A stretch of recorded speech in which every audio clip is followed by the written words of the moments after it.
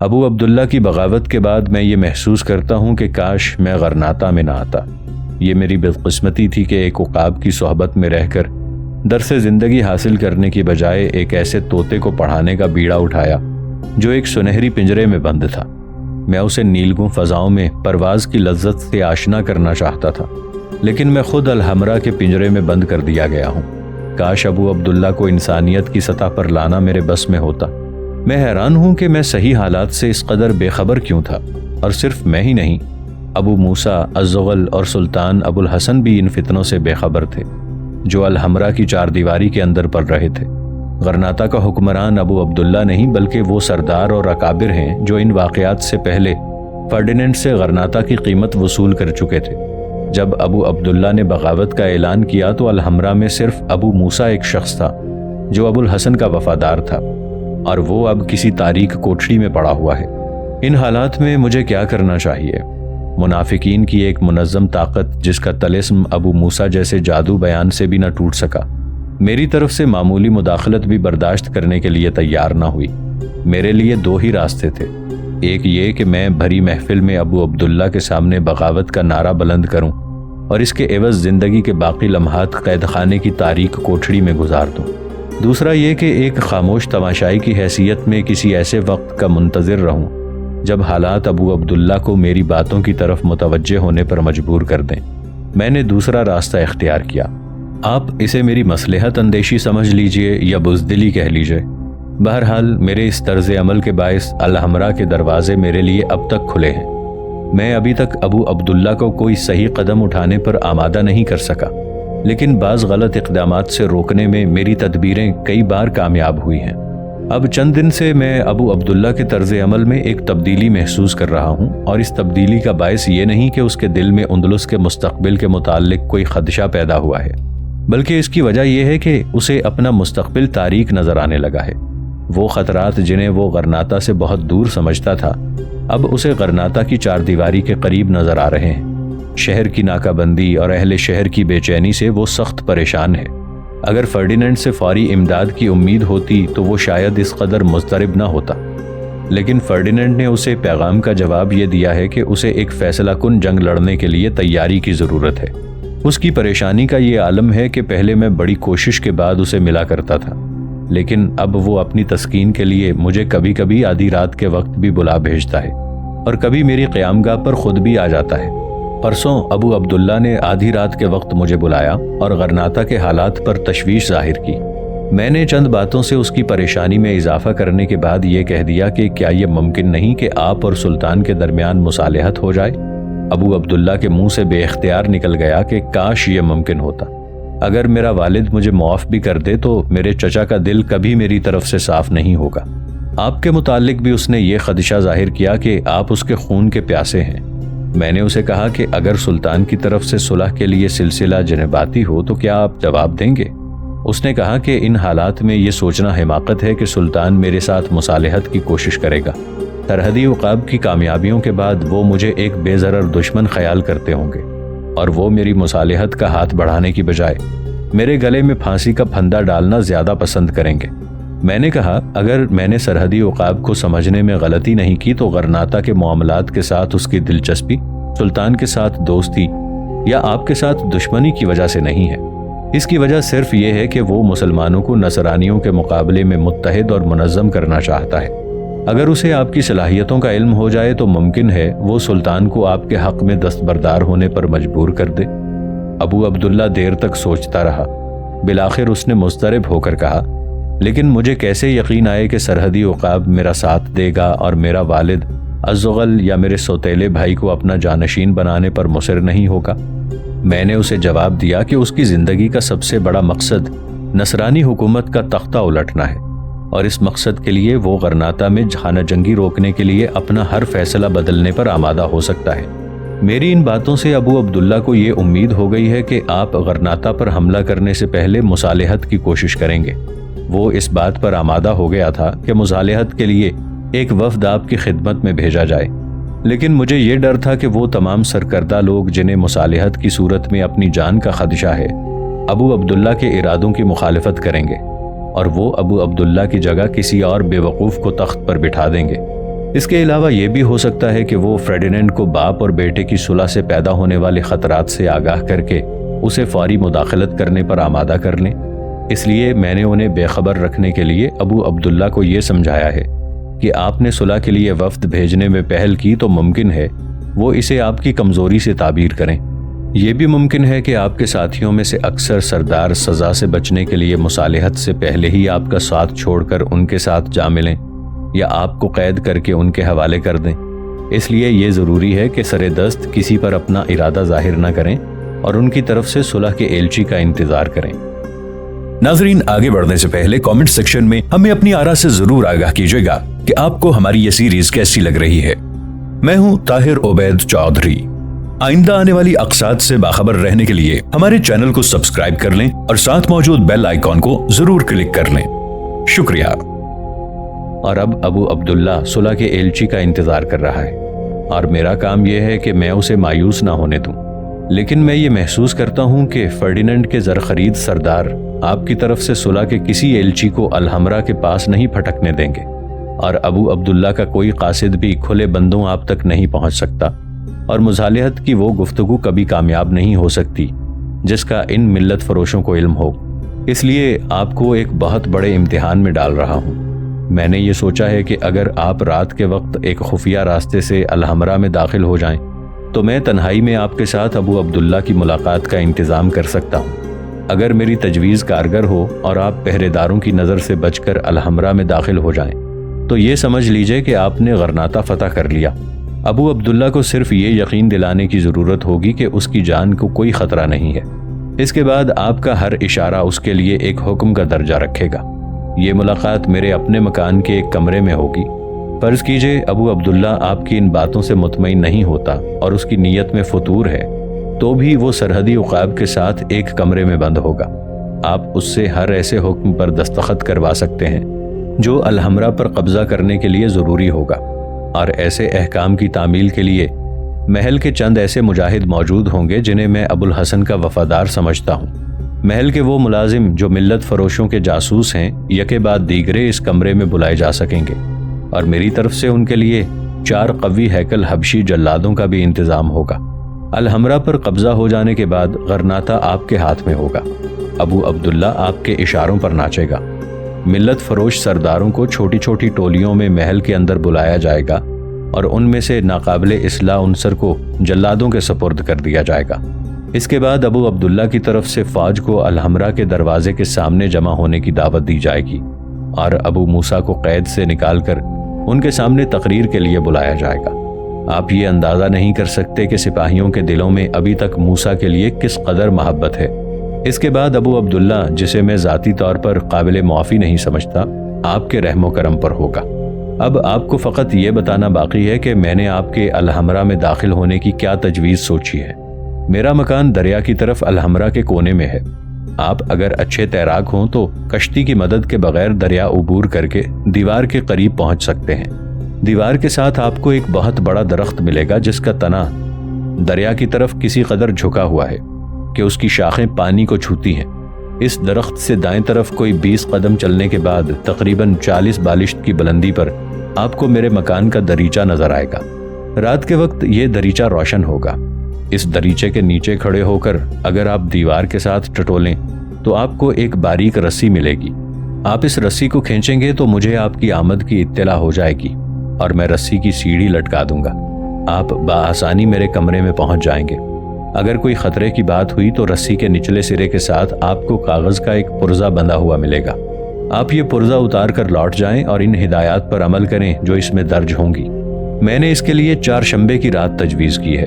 اگر اس 4 شنبے کو آپ نہ آ سکیں تو اگلے 4 شنبے کی رات آ جائیں، لیکن یہ 4 شنبہ اس لیے بہتر ہے کہ رات اندھیری ہوگی اور قرائن سے معلوم ہوتا ہے کہ بادلوں کا زور چند روز تک اور رہے گا۔ اگر میں دریچے کے سامنے آپ کے استقبال کے لیے موجود نہ ہوا تو یہ سمجھیے کہ میں عبداللہ کے ساتھ کسی دوسرے کمرے میں بیٹھا ہوں، لیکن میری عدم موجودگی میں ربیہ آپ کی رہنمائی کرے گی۔ 4 شنبہ کی رات ابو عبداللہ میرے ہاں مدعو ہوگا۔ آپ اس بات پر حیران نہ ہوں، جب سے ابو عبداللہ نے ربیہ کو دیکھا ہے وہ مختلف بہانوں سے میرے ہاں چلا آتا ہے۔ کل اس نے درپردہ ربیہ کو شادی کا پیغام بھیجنے کی حماقت کی تھی۔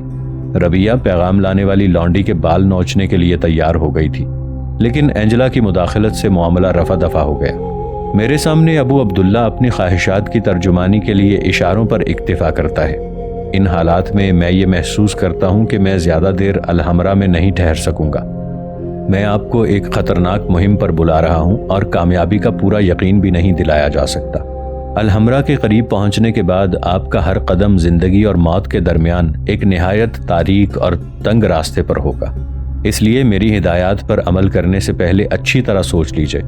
ممکن ہے کہ آپ رات کے وقت الحمرا میں ایک چور دروازے سے داخل ہوں اور صبح کے وقت آپ کے ساتھیوں کے لیے غرناطہ کے تمام دروازے کھل جائیں، اور یہ بھی ہو سکتا ہے کہ آپ کے ساتھ میں بھی کسی ایسے تاریک گوشے میں پھینک دیا جاؤں جہاں سے دوبارہ نکلنا نصیب نہ ہو، اور ہمارے ساتھ غرناطہ کا مستقبل بھی دفن ہو جائے۔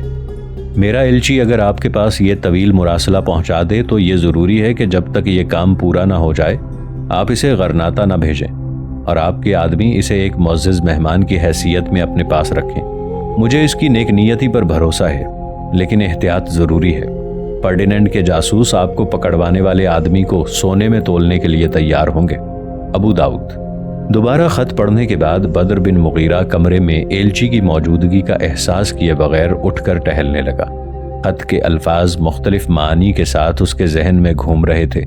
وہ تصور میں الحمرا کی چار دیواری کو دیکھ رہا تھا۔ اندھیری رات میں ایک دریچے سے داخل ہونے کے بعد وہ ربیہ کے سامنے کھڑا تھا اور محبت کے آنسوؤں میں بھیگی ہوئی مسکراہٹیں اس کا خیر مقدم کر رہی تھیں۔ ربیہ، ربیہ، اس نے اپنے دل میں لطیف اور خوشگوار دھڑکنیں محسوس کی۔